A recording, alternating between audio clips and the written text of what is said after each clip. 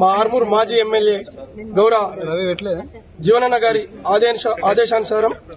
Armoor municipal పరిధిలోని ఏదైతే ప్రస్తుతం ఉన్న చైర్మన్ పండిత్ వినీతా పవన్ గారిపై పార్టీ వ్యతిరేక కార్యకలాపాలకు పాల్పడినందున అధిష్టానం ఆదేశానుసారం ఈరోజు అన్నగారి సూచన మేరకు అందరం 26 మంది కౌన్సిలర్లను కలిసి కలెక్టర్ గారికి అవిశ్వాస తీర్మానం ఇవ్వడం జరిగింది.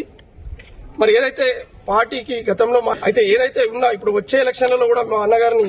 ఎమ్మెల్యేగా గెలిపించుకొని పార్టీకి కట్టుబడి ఉంటామని చెప్పి ఒక హామీ ఇచ్చి ఈ రోజు చైర్పర్సన్ గారి మీద అవిశ్వాస తీర్మానం పెట్టడం జరిగింది.